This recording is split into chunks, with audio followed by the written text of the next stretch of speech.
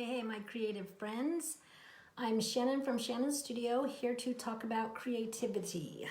And I'm sorry I'm late. I'm a little late tonight. It was so funny the other day. Joseph is taken to doing videos, his own videos. He'll videotape himself talking about one of his toys, his Bakugans, showing you how to do it. And he's well aware of what I'm doing with the videos. And I heard him, while he was doing his in the other room, I heard him say, sorry I'm late. And then I'll see you tomorrow. That's been pretty funny. But let's see, a couple little things before we get into the tips.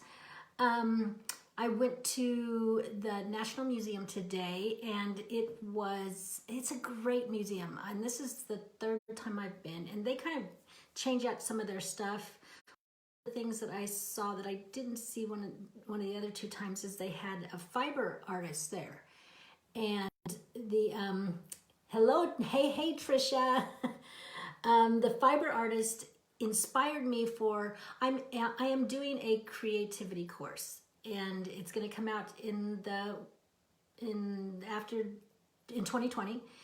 And so I'm working on it, and one of the things I'm working on is a project for it. It's going to be about creativity and not necessarily making projects, but having you learn to feel like a creative person, feel creativity.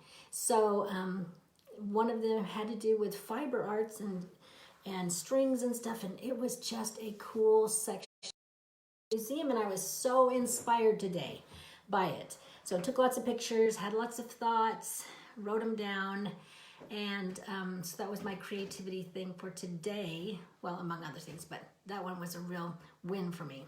Then last night, Alan crashed his bike, went like face planted into the ground. He rides 7 miles to work and 7 miles home, and he's been doing that for quite a while, but it was dark. He didn't see somebody coming in the crosswalk, a woman crossing across, and he saw her just in time to either skid into her or just slam on his brakes. And so he slammed on his brakes. He went flying. The woman's cheek, a little tiny scratch, but no blood. So, and she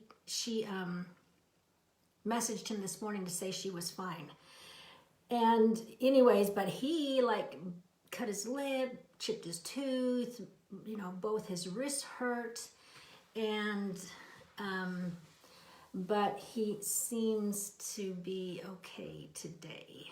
Yeah, that happened last night, just before I got on last night, but it was like, I'm just still processing myself. I don't know how I feel about this. And so it's riding in the dark is different. It gets dark here. It's dark here by 4 o'clock. And so, you have to learn to navigate the whole doing everything in the dark. But glad he's safe. Felt blessed that he wasn't hurt more than he was. And just really feel like someone was watching out for him. So, yeah, thank you. The angels who watch out for us.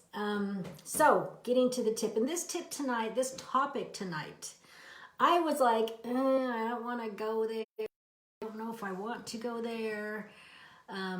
But then, a lot of the topics I have a stack that I just kind of have some outlines, and then I just kind of go by feel.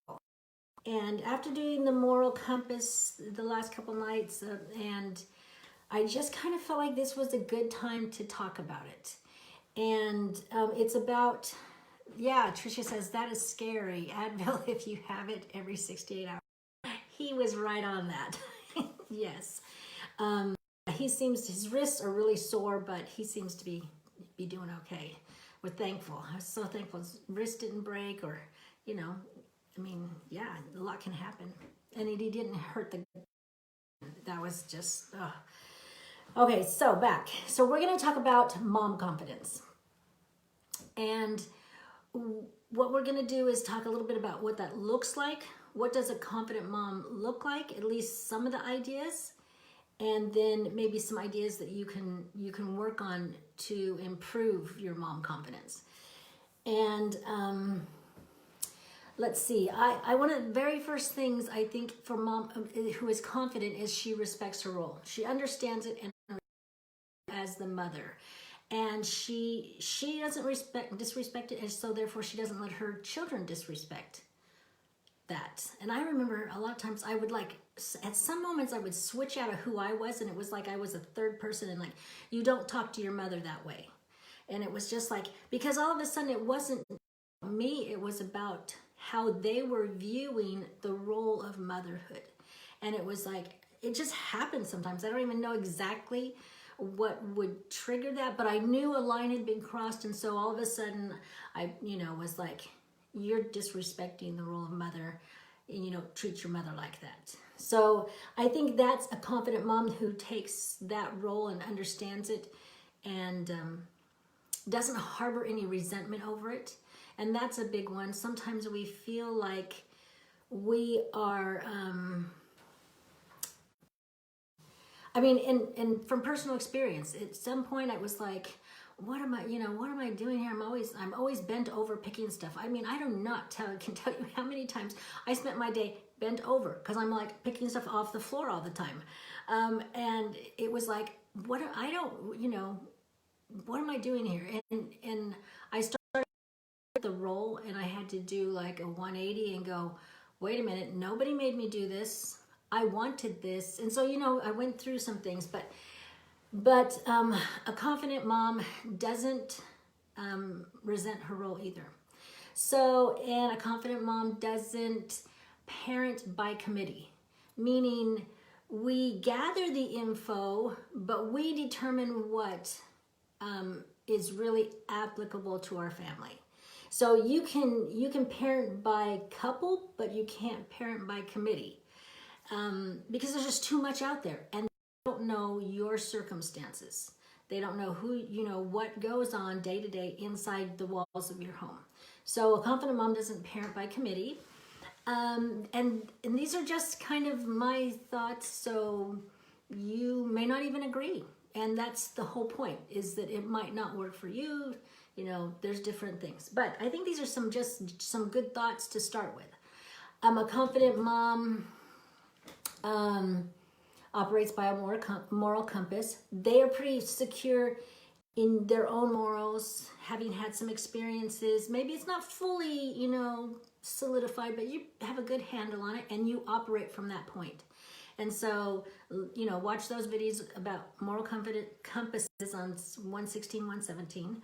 And a confident mom realizes there's no guarantees in parenting. I want to say there's no guarantees. I think when they're young, you do certain things and guarantee that they're going to follow. But the more they get older, their own opinions, more of their own agency, they're going to do their own thing. You can't force, is what I'm saying. With no guarantees, you can do things, but that doesn't mean that it's going to be enforced when they get to a certain point in their lives. But even with a mom with confidence knows that there's no guarantee, she still stays in the game. She still does that. There's a video also, No Guarantees, number 34, where I talked about that a little bit more. So another thing, mom confidence that's confident is she recognizes and trusts her instincts or her intuition. And a lot of times people will say, I don't have intuition, yet I think we do, and that's why the recognize part. So for instance, if a kid starts to run on the street, you automatically know what to do. You jump up, you run, and you get the kid and stop the kid from doing it. I think we instinctively know some things sometimes, but we haven't practiced it. We haven't been in the situation before to recognize it. And so we've got to learn how to do that. And I think a more confident mom has learned and recognized, I do have some intuition. And the more I think we act on that intuition, the more we recognize it. And so I think a mom does that, and you have to kind of fine tune that.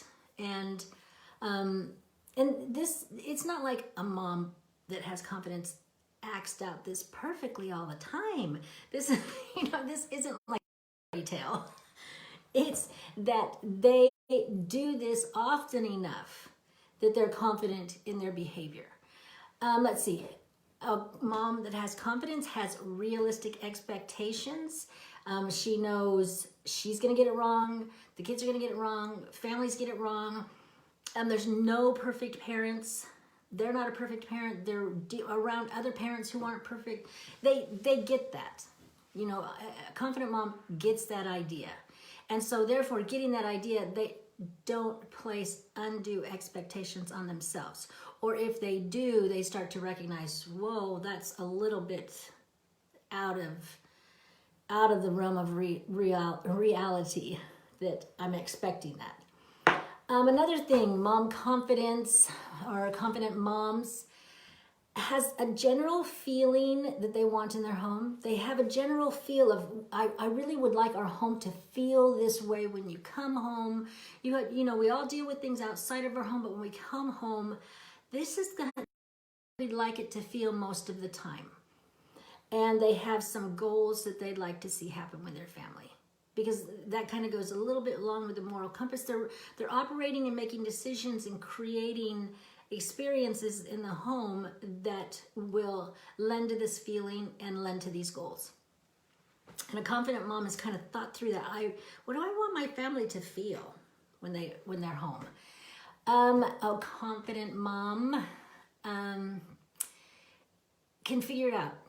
I mean, we are all faced with things we have never faced before, and we don't know how we're going to do it, but we feel confident enough that we have a skill set that we can figure it out. We are able to move through this and figure it out somehow.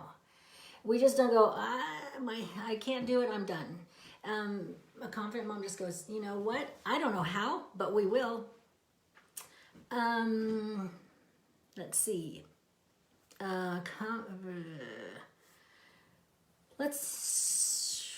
Let's go on to, there's a couple I have there, but I put question marks by them, and they don't feel like they're really applicable. So let's go on to what we can do to become a confident mom. So to me, that's what a confident mom looks like. You may add more things, you may take out some things, but have in your mind what a confident mom looks like, because you can't get there if you don't know what you're looking for and if you don't know what you're looking to be.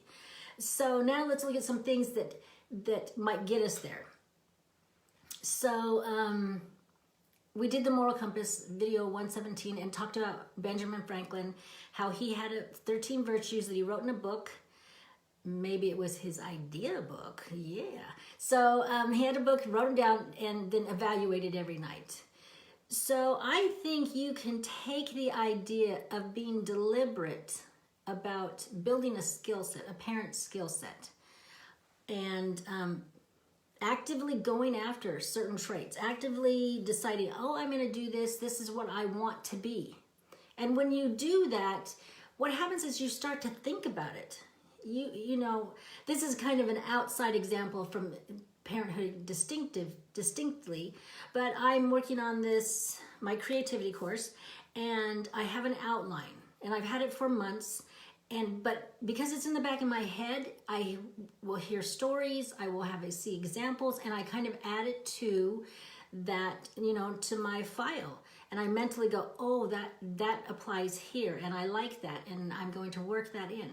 So the same goes if you don't have a goal and skill sets, if you don't have anything you're shooting for, it's never going to be, it'll be lucky if it shows up. You got a lot on your mind. It's not like things go, oh, I think it's important that you know this and you work on this. You've got to decide it's important you work on it. So develop a skill set. Develop, go through it skill by skill, or, so I'd start maybe with resilience. There's a good book that I'm reading about resilience, or any skill you want to learn. Even if it's house cleaning, even whatever it is, something's going to whisper to you, you need to work on this, go with that. Another thing we can do to help ourselves, I think, is one of the very first things we can do while we're working on skills. This one will be easy to do and implement while you're working on some other skills. And that's your whole physicality. So it's your body language. It's It's how you stand. It's like, so for instance, if you're sitting there and the way you sit, you slouch, or you sit up straight, or you're standing there, you stand up, have a backbone, stand up, have a spine, they say those kinds of things for a reason. There's certain things that happen when you treat your body a certain way. So you stand up straight, you look people in the eyes, you look your kids in the eyes. Even if you kneel down to their level, don't, put across the authority. So breathe. This is something I really learned a lot of when Layla passed away, and it was just difficult emotionally to sometimes speak, sometimes to just, and I would just like take deep breaths, get some oxygen in me and in my brain. And it helped. It would help to just like calm me a little bit to be able to speak or do whatever I needed to do. So that's another. So breathe. Where is that? Breathe. Physicality. It also clears your thoughts. So stand up straight. Eye contact. Oh, this is another one. No whiny voices. We call it a primary voice because for primary children, no whiny voices. If you say, would you please do that? I've asked you 100 times to do that, or please do that. There's different ways to say the same things. And if you are using a whiny voice, that says right there, you are not in charge. You're not in charge. You don't know if you really want it or not. So no whiny voices. Let's see, eye contact. So talk slow, talk low. So those are things that you can do with your body before you even improve your skill set. And that really is a skill set to be able to do that. So improve your body language and how you come across physically. So then there is being objective. Practice objectivity. So how do you do that? When you're in something, pull yourself out like you're not part of it, like you're talking to somebody else's children, or you're talking to somebody else. I mean, it's just for practice sake, so that you can learn how to distance, so that you can move back in. But pull yourself out and say, if I were talking to so-and-so, would I say it this way?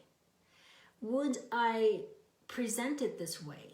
And pull yourself out to have some objectivity to the situation, because a lot of times we get so emotional in put so many emotions into it, more than what the situation dictates, and we start amplifying it.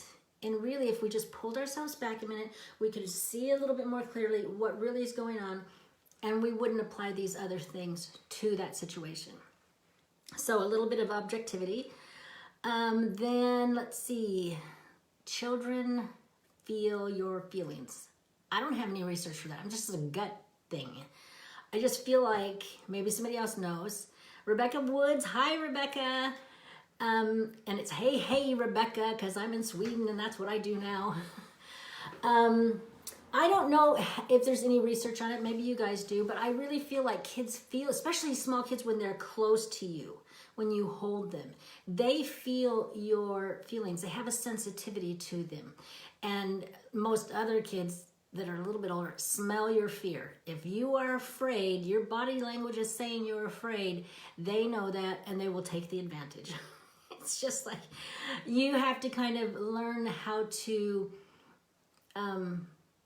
control your feelings a little bit. Let's see. I remember in one of the videos I said in 35, I talked about a mom game face. Now that video was more for older kids. I think for babies and younger, real young kids, you have to use expressions and your voice.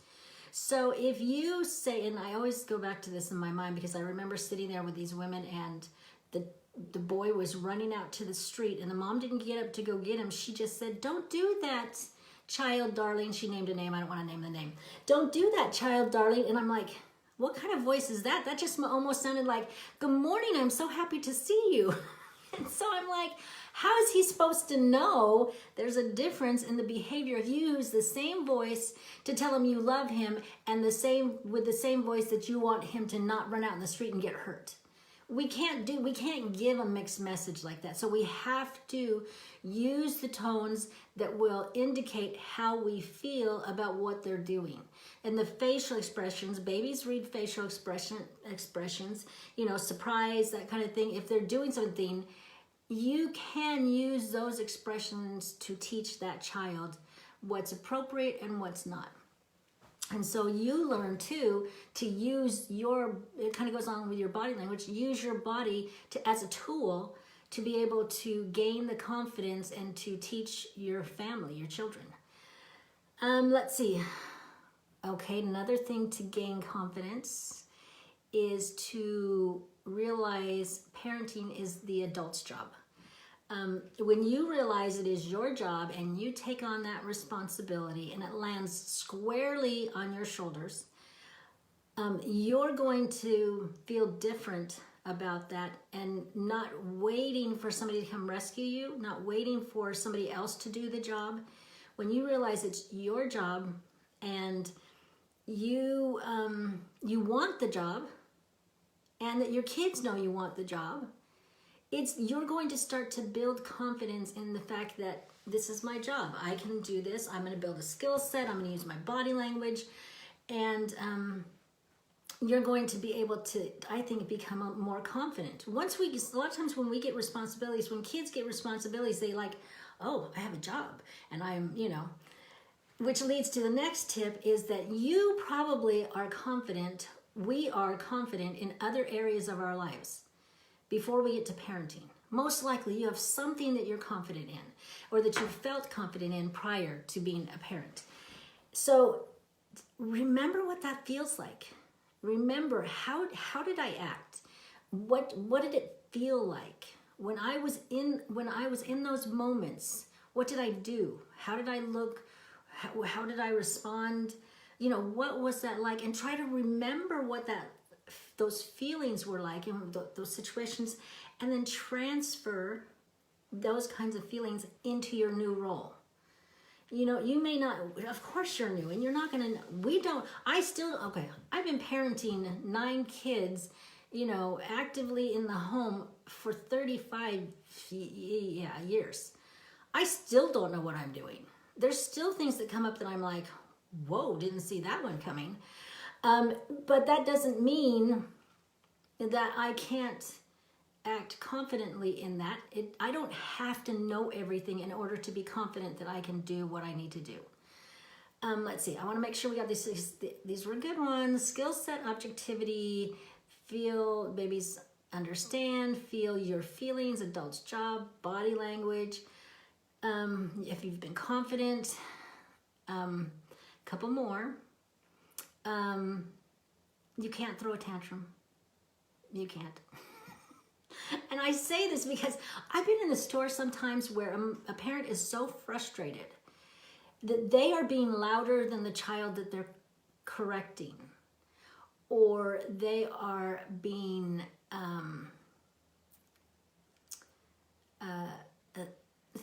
their body language, their gestures, everything, they're being louder and bigger and throwing a fit more than the child is. So the idea is you can't throw a tantrum. You can't throw a tantrum at the same time your kid throws a tantrum, and you can't throw a tantrum in front of your kids. Now, if you want to go to your best friend or your spouse or somebody and you want to throw a tantrum with them, be my guest. We all need our outlets. We all need have our frustrations. We need someplace to go to, but it's not with your kid. Rebecca says, we're all sitting here listening. Me, Savannah, Anders, Anna Lee, and Ember. What are we confident in? Being a mother, mom confidence. Ember, I can't see the whole thing. Ember has the 2-year-old. Oh, it popped up. Everything. The 4-year-old twins, most things. The rest of us, not so much. So yeah, this is about mom confidence, and I didn't really want to attack this one, but I thought, you know what? Let's just throw it out there and see what happens. Okay, 2 more things. You have to parent in private. A lot of times what would happen is I would be out with my kids and we'd be doing something and my kid would do something and I'm like, whoa, that was not something I wanted to have happen. And I would have to resist the urge to like seize the moment and correct them right then and there. But I wouldn't, because one, I never wanted to embarrass them, and I never wanted to do it then. And correcting something, seeing something that I hadn't taught before doesn't like give me the right to teach it in the moment, to embarrass them in the moment. Does that make sense? So I would always defer and wait until later while we got home and say, you know, when you did this, this was way out of line, or this wasn't appropriate, or you might think about this again, because that can't happen again. And it's taken a whole different way when you do your parenting in private like that, especially when they get older teenagers. You have to address the things, but you don't necessarily have to address them in that moment if it will do more harm than good. Because the whole point is to have a change of behavior. And if you're going to embarrass them and they want to put on the brakes, then yeah. And you can see it in kids, because when kids, like even Joseph now, I will start to do something and he will look around to see who's looking. And then I go, he's feeling like he's going to be embarrassed. So let's just, keep our voice very low and don't do anything that, or wait till later. So you can tell, you'll be able to tell. Okay. Here's another one. And this is play the game. This is prep work. It's a game where a lot of times parents would say, or people would say, my kid would never do that. My kid will never do that. So just switch it around and say, when my kid does this, what will I do? And it was something that Alan and I would do with Alan. I said, what would you do if our kid did this?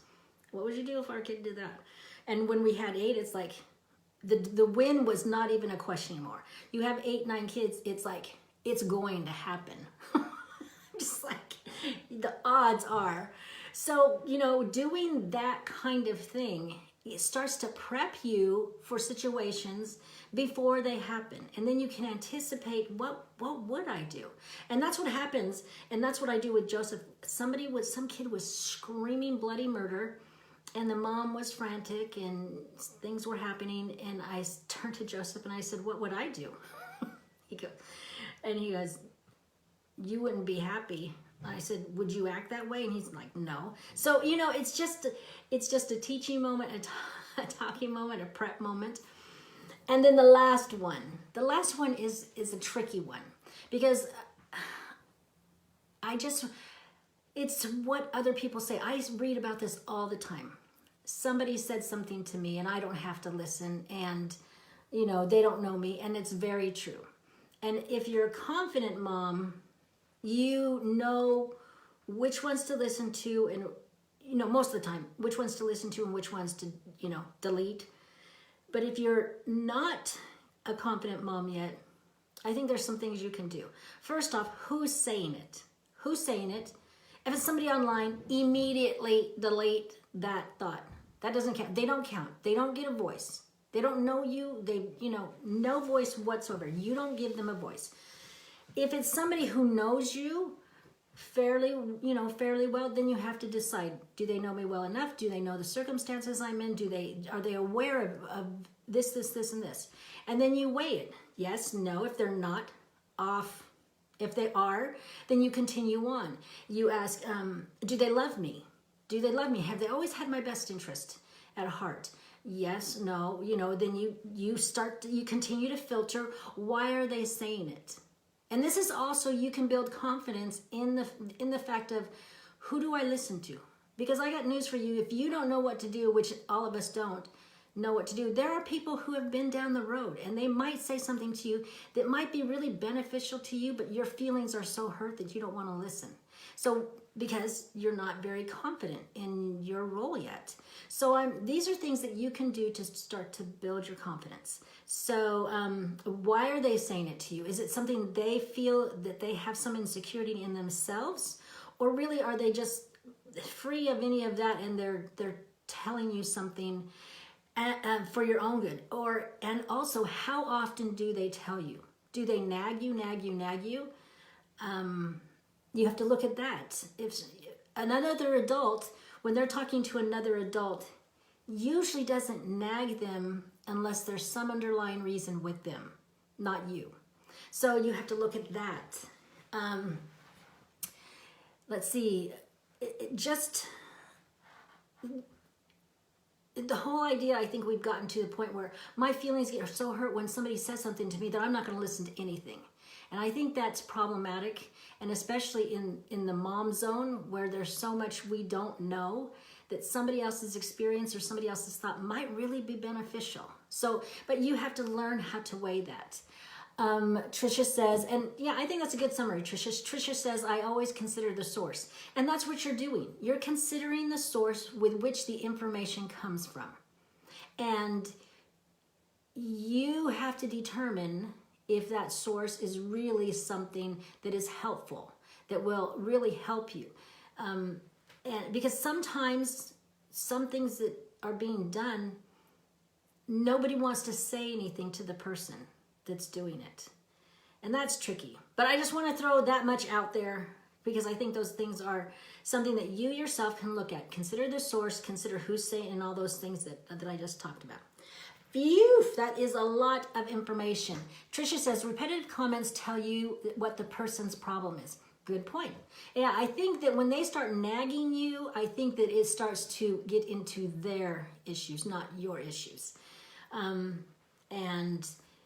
Yeah, that's what I think too. I think it starts to, the repetitiveness of it starts to reveal things about them.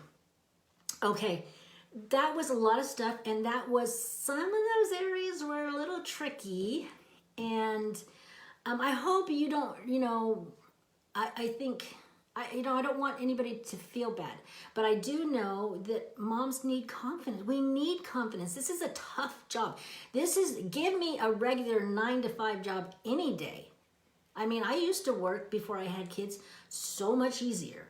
Having kids is the hardest job that I have ever done, ever. And so it brings up so many personal issues, and we're so tied to it because we love, we have a lot of love that's going on for these children. And so we have to be very deliberate in our thinking and in our approach to being a mom. And there is, confessions. I was not a maternal mom when I got married. I didn't know what I was doing very well. So I had to determine, like I said earlier, I had some resentment. I had some, things early on that I recognized as this is not helpful. So you might see some things that aren't helpful in you that you really can work, and you really can get to a place where you're really feeling good, not perfect, but feeling really good about what you're doing. And I do think it's possible for almost any woman. I don't see why it wouldn't be unless there was some other deficit happening that created an inability. But for anybody who has abilities, I don't see that this is out of the realm, but I do see it as the hardest thing you'll do. So isn't that cheery? So tell me your thoughts, more of your thoughts, and anything else that might help with building confidence and what confidence looks like. So that's it for tonight. So I know that this doesn't seem like it connects to creativity, but it really does. Because if you can be confident as a mom, you feel like you can do anything. I mean, really, you do. And so, and you can actually. So then it leads into, and creating this role of moms, you are creating yourself. You're creating who you want to be and represent as a mom. So remember, you have a creative heartbeat. Listen for it, and I will be back tomorrow.